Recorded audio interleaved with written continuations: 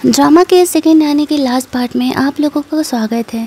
इस पार्ट के स्टार्टिंग में हम लोग देखते हैं कि सी यहाँ पर जोयन के और दोस्त लोगों के साथ पार्टी कर रही होती है। जब वो लौटते समय उनके दोस्तों को कहती हैं, आप लोग मेरे लिए कोई अच्छा सा लड़का बॉयफ्रेंड ढूंढ देना। तो वो ये सोच रही थी कि इसी बहाने वो यहाँ पर गू को भी हर्ट नहीं करेगी। जब वो लोग जाते हैं तो जोयन यहाँ पर सी को थोड़ा सा परेशान करने लगता है। सी कहती है, मैंने कहा ना मैं तुम्हारी बहन और गू के बीच में नहीं आने वाली हूँ, तो फिर तुम मुझे इस तरीके से क्यों परेशान कर रहे हो। जोयन कहता है, मुझे तुम पर भरोसा नहीं है, क्या पता तुम मेरी कज़न का रिश्ता तोड़वा दो।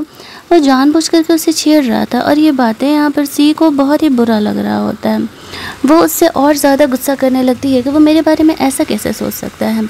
जोयन यहाँ पर सी को करीब करने के लिए ऐसा कर रहा होता है। वो उसे कहता है, तो फिर तो तुम्हें मुझसे फ्रेंडशिप रखनी पड़ेगी जब तक कि उन दोनों की शादी नहीं हो जाती। लेकिन सी जोयन से थोड़ी दूरी रखती है। वो कहती है कि तुम्हें पता है कि वो फ्रेंड मेरे लिए कितनी इंपॉर्टेंट है। फ़ॉरेन में जब मैं अकेली थी, मुझे किसी का साथ नहीं था, तो उसने मेरा हेल्प किया था।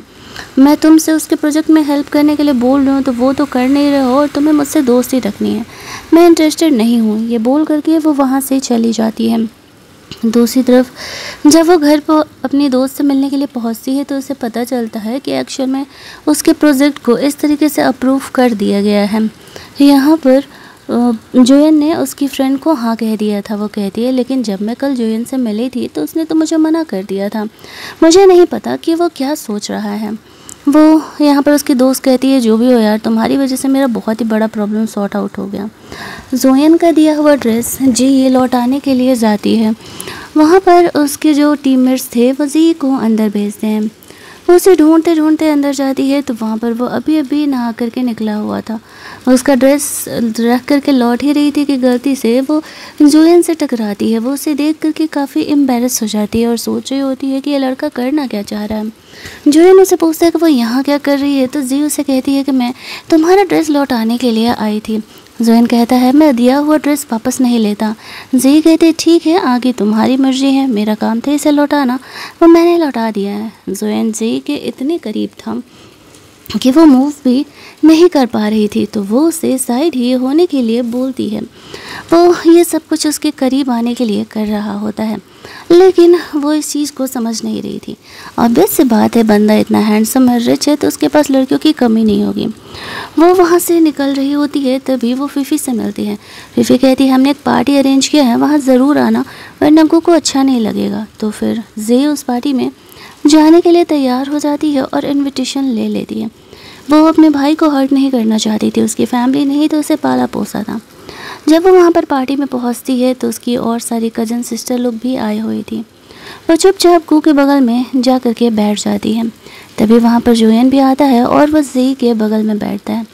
ये लोग अपना गेम खेलना स्टार्ट करते हैं। कार्ड्स सबको बांटा गया था। उनमें से एक फ्रेंड के पास जोकर आता है जो कि डिसाइड करता है किसे क्या पनिशमेंट देना है। तो वो यहाँ पर इस तरीके से बोलता है, जिसके पास नंबर 3 है वो नंबर 4 वाले को किस करेगा। तो यहाँ पर वो गू और फिफी का यहाँ पर पेयरिंग निकलता है। वो दोनों एक दूसरे को किस करते हैं। यहाँ पर जे को ये देख करके थोड़ा तो बुरा तो लगता है, लेकिन फिर भी वो अपनी फीलिंग को कंट्रोल कर लेती है।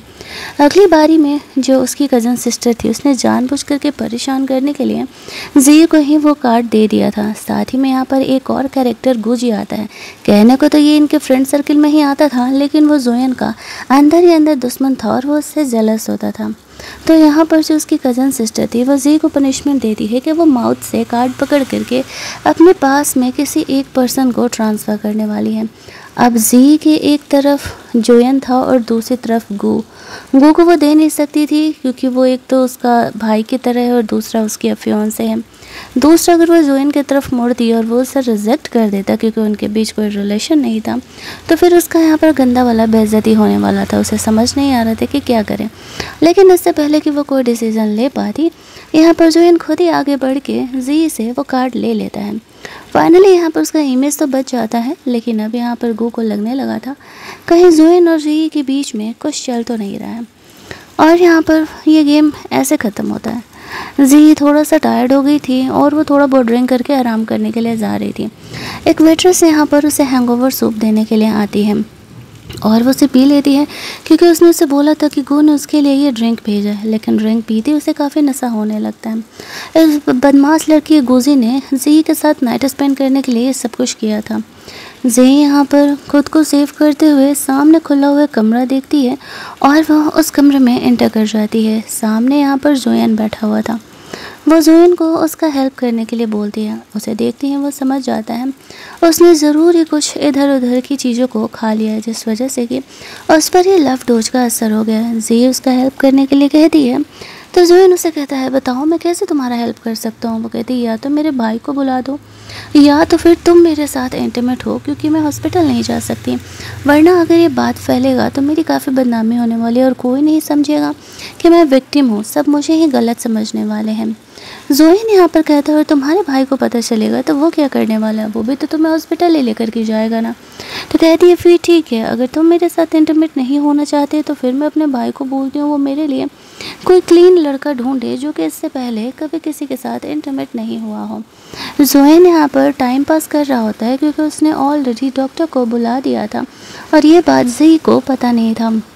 वो तो उसे रिक्वेस्ट कर रही होती है उसका हेल्प करने के लिए। तब तक वहाँ पर डॉक्टर आ जाता है। जी उसे कहती है तुमने जब डॉक्टर को बुला लिया था तो फिर मुझे बताया क्यों नहीं। जोयन उसे कहता है तुमने पूछा भी तो नहीं। वो डॉक्टर यहाँ पर जी को एंटीडोट लगाता है। साथ ही में जोयन यहाँ पर डॉक्टर को कहता है कि जी के इस बारे में किसी को पता नहीं चलना चाहिए। अगले दिन गुजी की पिटाई लगा रहा होता है। गुजी उसे वार्न करता है ये उसकी फैमिली के लिए ठीक नहीं होगा, तो वो रुक जाता है, लेकिन जोयन कहाँ ही सुनने वाला था। वो आगे बढ़ता है और गुजी को इतना मारता है कि वो बेहोश हो जाता है। जी को यहाँ पर आकर के बीच में रोकना पड़ता है, यानी बात बहुत ज़्यादा ही बढ़ जाता है। जोयन गुस्से में वहाँ से चले जाता है, लेकिन जैसे ही जी घर पहुँचती है तो उसे पता चलता है कि एक्चुअल में यहाँ पर जो उसके डैड है उसको किसी ने फ्रॉड केस में ऐसे फंसा दिया है और उन्हें जेल हो गया है। अब यहाँ पर उसके भाई को भी समझ में आ रहा था कि कल उन लोगों ने गुजी से जो पंगा लिया था इसी वजह से ये सब कुछ हो रहा है। जी को समझ नहीं आता है कि वो किससे हेल्प लेने जाए।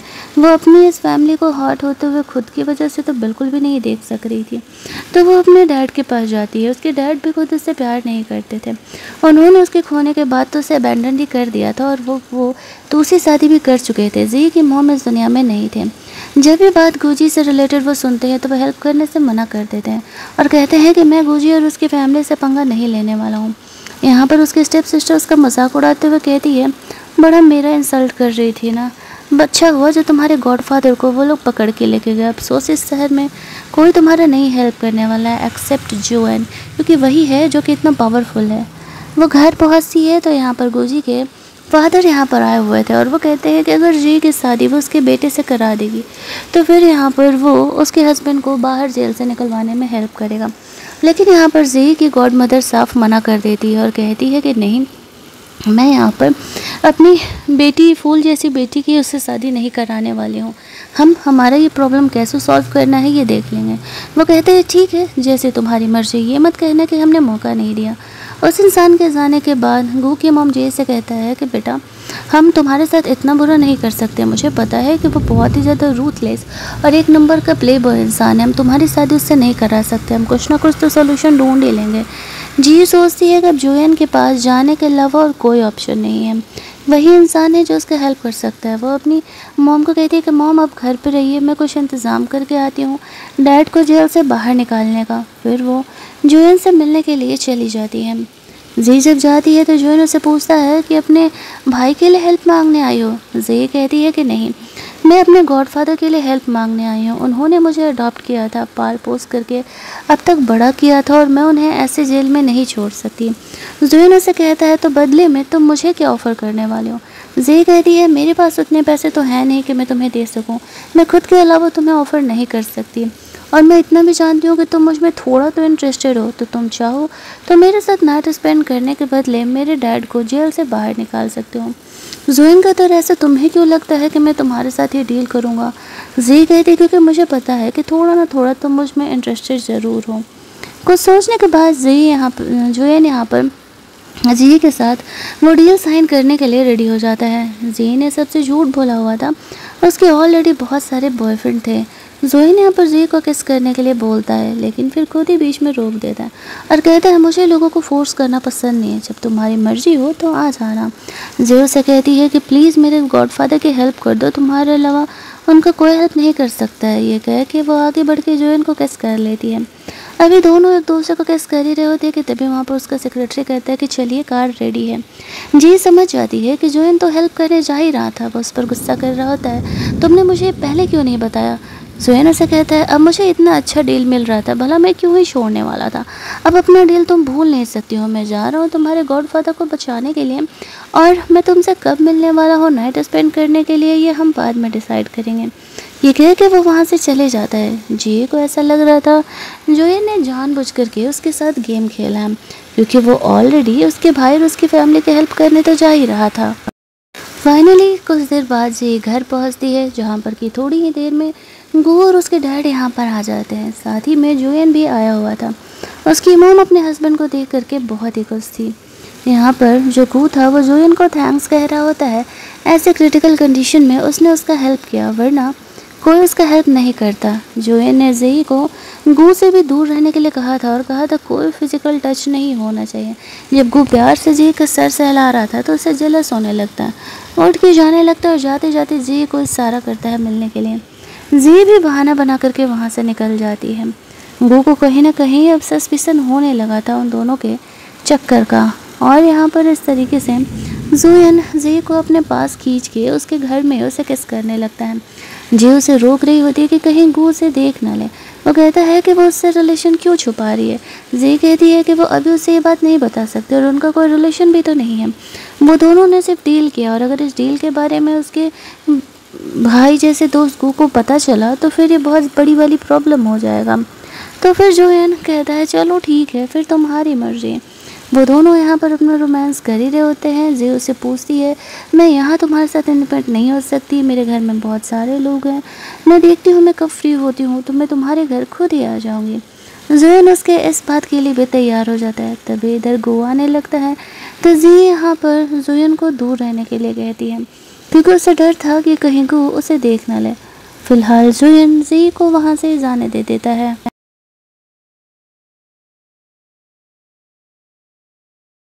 फिर वो ऐसे गू को ढूंढते हुए जाती है, जहाँ पर कि गू थोड़ा वियर्ड बिहेवियर तो कर रहा था, लेकिन इससे जी को ये पता नहीं चल पाता कि गू ने उन दोनों को साथ में देखा है या नहीं। बहाना करके वो आराम करने के लिए चली जाती है। गू का हम लोग फ्लैशबैक देखते हैं, जहाँ पर कि उसने यहाँ पर जोइन और जी को किस करते हुए देख लिया था, लेकिन फिर भी वो कुछ करता नहीं है। अगले दिन जी बच्चे लोगों को पढ़ाने के लिए जाती है। वो पार्ट टाइम ट्यूशन का भी ऐसे काम किया करती थी। तभी वहाँ पर फिफी आती है और कहती है कि गू ने मुझसे एंगेजमेंट कैंसिल कर लिया। वो पूछती है क्यों, क्या हुआ। उसका कहना था कि एक्शन में हम दोनों के बीच वो कभी रिलेशन बन ही नहीं पाया, जो कि एक कपल में होना चाहिए। भले हम फिजिकल होते थे लेकिन वो प्यार वाली फीलिंग कभी थी नहीं। मुझे लगता है कि शायद वो तुम्हें और लोगों से अलग ट्रीट करता है। जी कहती है ऐसा कुछ नहीं है, तुम ओवर थिंक कर रही हो।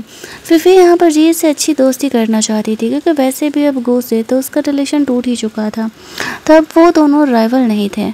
जी यहाँ पर सोच रही होती है कि गो ऐसा बिहेवियर क्यों कर रहा है। फिफी उसके लिए सही थी और उसे उससे शादी कर लेना चाहिए था। फिफी यहाँ पर जी का पीछा छोड़ ही नहीं रही थी। रात में जी जोइन के कॉल आने का वेट कर रही थी, क्योंकि उसने उससे कहा था कि वो कॉल करेगा।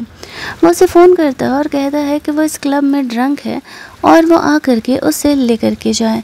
जी सोच रही होती है कि इतनी लेट नाइट उसे निकलना थोड़ा मुश्किल होने वाला है, बट वो कैसे न कैसे करके बहाना करके घर से निकल जाती है जोइन को रिसीव करने के लिए। अब उसने डील किया तो उसे पूरा तो करना पड़ेगा ना। जब वो वहाँ पर ऐसे गॉगल्स वगैरह लगा करके पहुँचती है, तभी जोइन यहाँ पर आता है। वो उसे इतना सस्पिशियस देख करके काफ़ी हंस रहा था। वो ऐसे उसे लेने के लिए आई है जैसे कि वो लोग कैसे पूरी दुनिया से छुप करके मिल रहे हैं। जोइन जी को कार ड्राइव करके उसके घर लेके चलने के लिए कहता है। अब जी को किया हुआ वादा भी तो पूरा करना था। जी काफ़ी घबराई हुई थी, क्योंकि एक्शन में ये उसका फर्स्ट टाइम था। वो इससे पहले कभी किसी लड़की के साथ इंटीमेट नहीं हुई थी, और जोइन उसकी नर्वसनेस से सारी बातें समझ रहा होता है। तभी वहाँ पर गू आ जाता है। जी जल्दी से जगह के छुप जाती है। गू की मॉम ने यहाँ पर चिकन सूप बनाया हुआ था, तो वो जोइन को यहाँ पर देने के लिए आया हुआ था। जी के कपड़ों से वो उसे पहचान लेता है कि जी यहाँ पर है, लेकिन वो चाह करके भी कोई तमाशा नहीं कर सकता था। जोयन उसे कहता है कि एक्चुअल में मेरी गर्लफ्रेंड यहाँ पर आई हुई है, तो हम दोनों यहाँ पे रोमांस कर रहे हैं, बेहतर होगा तुम फिर कभी आओ।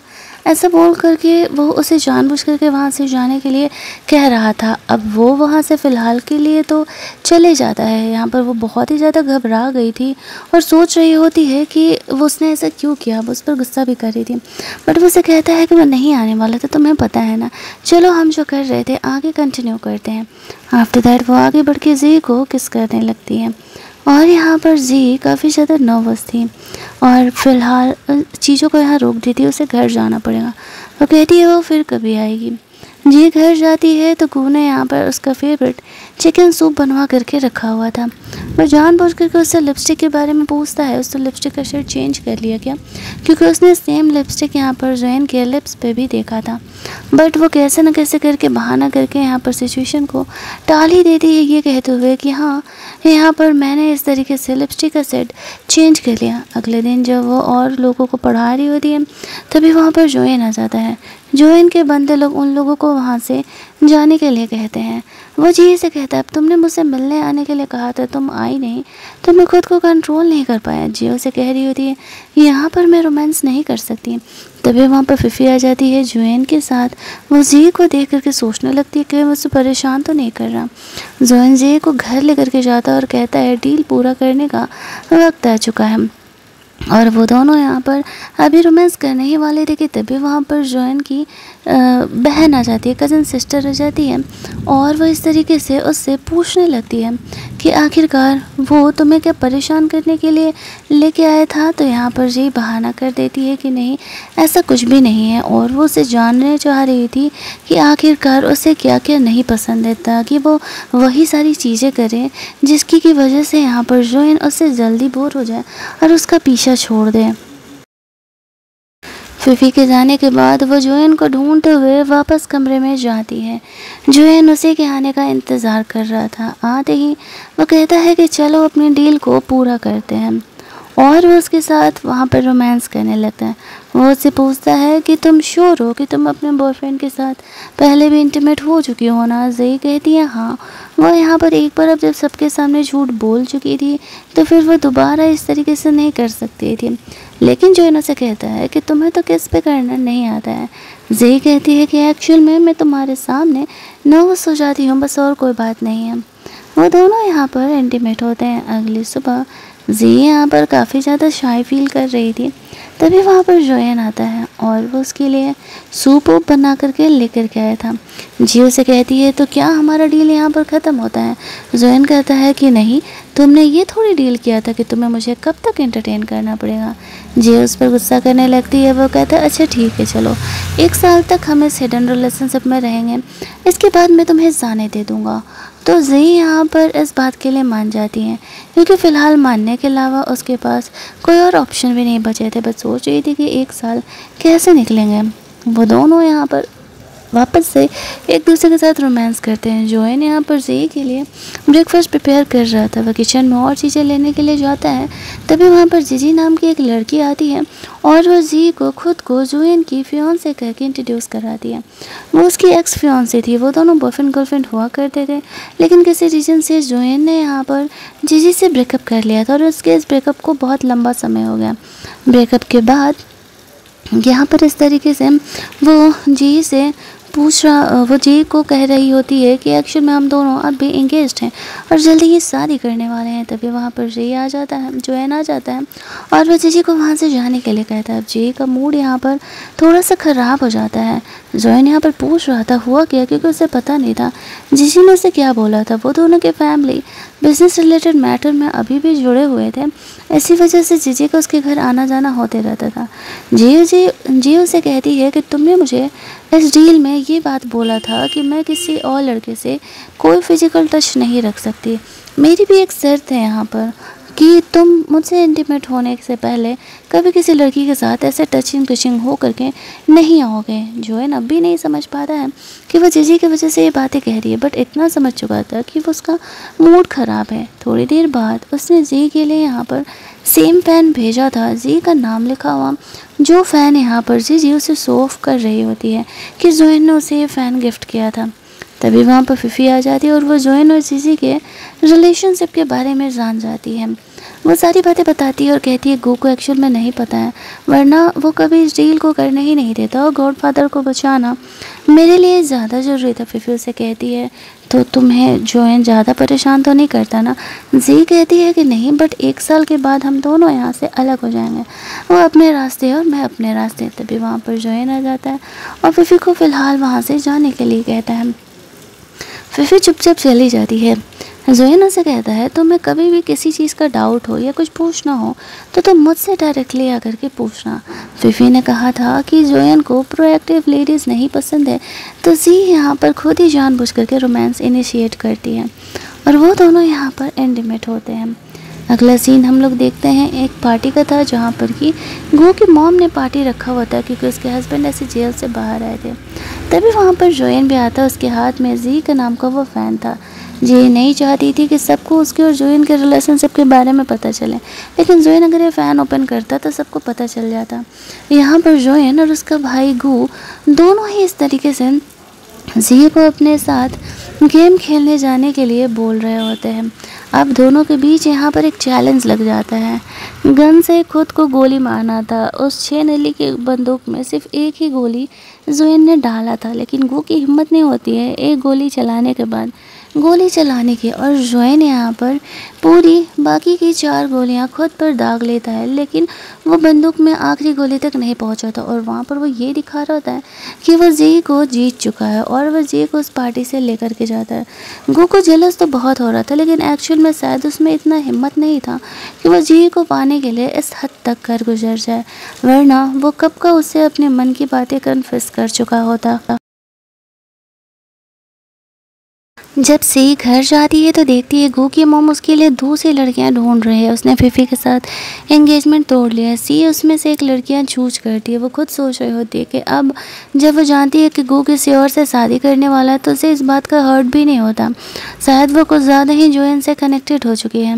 दूसरी तरफ यहाँ पर से जी जोयन से बात करने के लिए आती है तो वो उससे कहता है पास्ट के रिलेशन को लेकर के अगर मेरा दिमाग ख़राब करोगे तो मुझसे बुरा कोई नहीं होगा। तुमने मुझे चीट किया था और मैंने तुमसे ब्रेकअप कर लिया, बेहतर होगा इस बात को समझो और मेरा पीछा छोड़ दो, और ये टूटा हुआ फ़ैन लेकर के दिखाते मत चला करो सब तरफ। मेरा अब इससे कोई रिलेशन नहीं है। इस बात से जीजी को बहुत ही गुस्सा आता है कि वो उसके साथ इस तरीके से बिहेवियर कैसे कर सकता है। जब वो बाहर जा रही थी तो वो गुची से मिलती है। गुची को वो ऑफ़र करती है कि जी फ़िलहाल जोयन के कुछ ज़्यादा ही करीब है और अगर वो चाहता है जोयन को नीचा दिखाना तो वो जी को परेशान कर सकता है। फिर गुची तो जोयन को हमेशा के लिए ख़त्म करना चाहता था, सिर्फ उसे परेशान करना ही नहीं, लेकिन उसे उसकी कमज़ोरी मिल गई थी। इधर जी अपने लिए एक नया घर ले लेती है।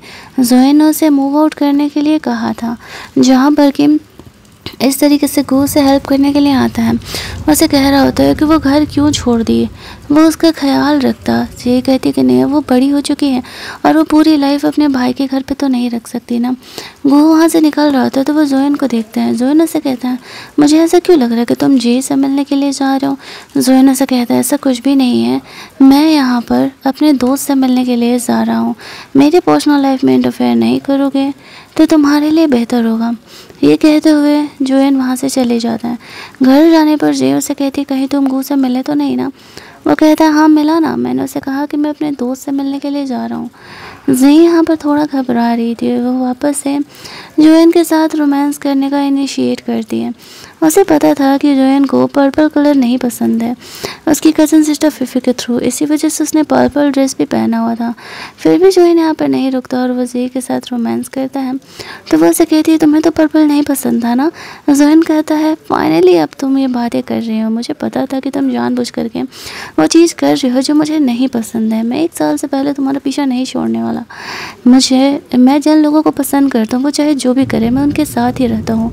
जी उसे पूछती है इट मीन्स कि तुम मुझे पसंद करते हो। जोयन कहता है क्यों, पता चला तो गिल्ट हो रहा है क्या मेरे साथ होने का। वो उससे कुछ भी नहीं कहती है।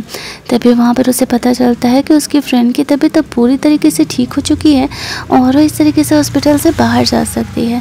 तो बेचारी जोएन को ऐसे ही अधूरी छोड़ करके वो अपनी फ्रेंड से मिलने के लिए जाने लगती है। तभी बीच में कोई इसे किडनैप कर लेता है। यहाँ पर ये बात इस तरीके से जोएन को पता चलता है तो वो उसे ढूंढने के लिए निकल जाता है कि आखिरकार जी गई तो गई कहाँ है। हमें पता चलता है जी को किडनैप करने वाला कोई और नहीं गूजी था और वो उसे कह रहा होता है कि वो जोएन को उसकी वजह से मार डालेगा और जोएन फाइनली जो उसका इतना बड़ा दुश्मन है उसे पीछे छोड़ जाएगा। जी नहीं चाहती थी कि जोएन यहाँ पहुँचे, लेकिन तब तक जी को ढूंढते हुए जोएन यहाँ पहुँच जाता है। गूजी उसे कहता है कि अगर तुम जी को यहाँ से ज़िंदा लेकर के जाना चाहते हो तो तुम्हें नील डाउन होना पड़ेगा। अब जी उसे मना कर रही थी ऐसा करने के लिए, लेकिन जोएन जी से प्यार करता था तो वो उसके लिए ये भी करने के लिए तैयार हो जाता है और वह एक्शन में उनके सामने नील डाउन हो जाता है। फिर गूजी के कहने पर उनके गुंडे लोग यहाँ पर जोएन की बहुत ही बुरी तरीके से पिटाई करने लगते हैं। जी यहाँ पर जैसे तैसे करके गूजी का ध्यान भटकाती है और तब तक वहाँ पर जोएन के बंदे लोग पहुँच जाते हैं और जी और जोएन को सेव कर लेते हैं। गूजी को जेल भेज दिया जाता है। हॉस्पिटल जाकर के जी यहाँ पर जोएन का फिक्र कर रही होती है। वो समझ चुकी थी कि एक्चुअल में यहाँ पर जोएन उससे रियल में प्यार करता है। वो उसका केयर कर रही होती है कि तुमने बहुत ही अच्छा किया, मैंने ये एक्सपेक्ट नहीं किया था कि तुम इस तरीके से मुझे प्रोटेक्ट करने के लिए ये सब कुछ करने वाले हो। दूसरी तरफ हम लोग देखते हैं कि उसकी फ्रेंड भी अब उन दोनों के रिलेशनशिप को पहचान चुकी थी। तभी वहाँ पर उसका भाई भी आता है। जब जी अपने फ्रेंड को एक्सप्लेन कर रही थी कि वो जोएन की अंडरग्राउंड लवर है, अपने गॉडफादर को बचाने के चक्कर में ऐसा कुछ हुआ था, तो वो सुनते ही बहुत भड़क जाता है और जा कर के जोएन की पिटाई करने लगता है। लेकिन जी बीच में आ जाती है और वह जोएन को प्रोटेक्ट करती है। गू से कहता है मुझे पता है कि तुम मुझे कई सालों से पसंद करती हो, अगर तुम जोएन से ब्रेकअप करके मेरे पास आओगी तो मैं इन चीज़ों को इग्नोर कर दूंगा कि तुम्हारे और जोएन के बीच कभी कुछ हुआ भी है। जी उससे कहती है कि अब मैं समझ रही हूँ कि ये जानने के बाद भी कि मैं तुम्हें पसंद करती हूँ, तुमने हमारे रिलेशन को क्यों नहीं एक्सेप्ट किया, क्योंकि शुरुआत से हम दोनों का रिलेशन भाई बहन वाला ही ठीक था। मैं ये बात समझ चुकी हूँ, जब से मैं जोएन के साथ हूँ तो वो हर वक्त मेरा केयर करता है, ज़रूरत पड़ने पे मेरे साथ होता है। मुझे समझ आ गया है कि जोएन ही इकलौता वो दुनिया में इंसान है जिसे कि मैं रियल में प्यार करती हूँ, तो बेहतर होगा कि हम इस रिलेशनशिप को यहीं ख़त्म करते हैं। गू सैड होकर के वहाँ से चले जाता है और वहाँ से जोएन और जी दोनों एक हो जाते हैं। जी उसे कहती है कि अब जब ये बात मेरे भाई को पता चल चुका है तो अब अंडरग्राउंड लवर रहने की कोई ज़रूरत नहीं है, मैं तुम्हें अपना बॉयफ्रेंड बनाने के लिए तैयार हूँ। जोएन तुरंत ही हाँ कह देता है। आफ्टर दैट हमारा ये कहानी यहीं पर एंड हो जाता है। अगर आपको ये कहानी अच्छी लगी होगी तो वीडियो को लाइक और शेयर करना मत भूलना, चैनल को सब्सक्राइब कर लेना ताकि नए वीडियोज़ के नोटिफिकेशन आपको मिलते रहें। चलिए जल्दी से मिल लेते हैं हम लोग एक और मस्त मस्त वाली कहानी के हिंदी एक्सप्लेनेशन में।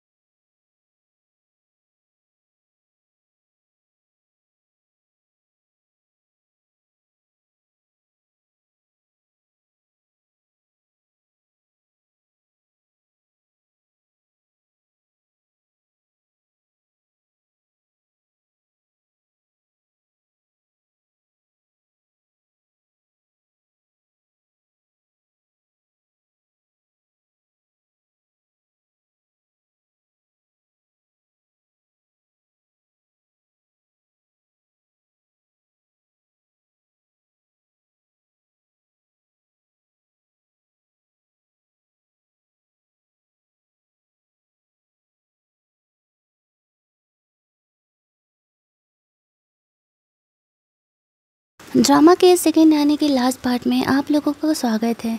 इस पार्ट के स्टार्टिंग में हम लोग देखते हैं कि सी यहाँ पर जोएन के और दोस्त लोगों के साथ पार्टी कर रही होती है। जब वो लौटते समय उनके दोस्तों को कहती हैं आप लोग मेरे लिए कोई अच्छा सा लड़का बॉयफ्रेंड ढूंढ देना, तो वो ये सोच रही थी कि इसी बहाने वो यहाँ पर गू को भी हर्ट नहीं करेगी। जब वो लोग जाते हैं तो जोएन यहाँ पर सी को थोड़ा सा परेशान करने लगता है। सी कहती है मैंने कहा ना मैं तुम्हारी बहन और गू के बीच में नहीं आने वाली हूँ, हो तो फिर तुम मुझे इस तरीके से क्यों परेशान कर रहे हो। जोयन कहता है मुझे तुम पर भरोसा नहीं है, क्या पता तुम मेरी कज़न का रिश्ता तोड़वा दो। वो जानबूझ करके उसे छेड़ रहा था और ये बातें यहाँ पर सी को बहुत ही बुरा लग रहा होता है। वो उससे और ज़्यादा गुस्सा करने लगती है कि वो मेरे बारे में ऐसा कैसे सोच सकता है। जोयन यहाँ पर सी को करीब करने के लिए ऐसा कर रहा होता है। वो उसे कहता है तो फिर तो तुम्हें मुझसे फ्रेंडशिप रखनी पड़ेगी जब तक कि उन दोनों की शादी नहीं हो जाती। लेकिन सी जोयन से थोड़ी दूरी रखती है। वो कहती है कि तुम्हें पता है कि वो फ्रेंड मेरे लिए कितनी इंपॉर्टेंट है। फ़ॉरेन में जब मैं अकेली थी, मुझे किसी का साथ नहीं था, तो उसने मेरा हेल्प किया था। मैं तुमसे उसके प्रोजेक्ट में हेल्प करने के लिए बोल रही हूँ तो वो तो कर नहीं रहे हो और तुम्हें मुझसे दोस्ती रखनी है। मैं इंटरेस्टेड नहीं हूँ। ये बोल करके वो वहाँ से चली जाती है। दूसरी तरफ जब वो घर पर अपनी दोस्त से मिलने के लिए पहुंचती है तो उसे पता चलता है कि एक्चुअल में उसके प्रोजेक्ट को इस तरीके से अप्रूव कर दिया गया है। यहाँ पर जोयन ने उसकी फ्रेंड को हाँ कह दिया था। वो कहती है लेकिन जब मैं कल जोयन से मिली थी तो उसने तो मुझे मना कर दिया था। मुझे नहीं पता कि वो क्या सोच रहा है। वो यहाँ पर उसकी दोस्त कहती है जो भी हो यार, तुम्हारी वजह से मेरा बहुत ही बड़ा प्रॉब्लम सॉर्ट आउट हो गया। जोयन का दिया हुआ ड्रेस जी ये लौटाने के लिए जाती है। वहाँ पर उसके जो टीममेट्स थे वो जी को अंदर भेजते हैं। वो उसे ढूंढते ढूंढते अंदर जाती है तो वहाँ पर वो अभी अभी नहा करके निकला हुआ था। उसका ड्रेस रख करके लौट ही रही थी कि गलती से वो जोयन से टकराती है। वो उसे देख करके काफ़ी एम्बेरस हो जाती है और सोच रही होती है कि ये लड़का करना क्या चाह रहा है। जोयन उसे पूछता है कि वो यहाँ क्या कर रही है तो जी उसे कहती है कि मैं तुम्हारा ड्रेस लौटाने के लिए आई थी। जोयन कहता है मैं दिया हुआ ड्रेस वापस नहीं लेता। जी कहते ठीक है आगे तुम्हारी मर्जी है, मेरा काम था इसे लौटाना, वो मैंने लौटा दिया है। जोयन जी के इतने करीब था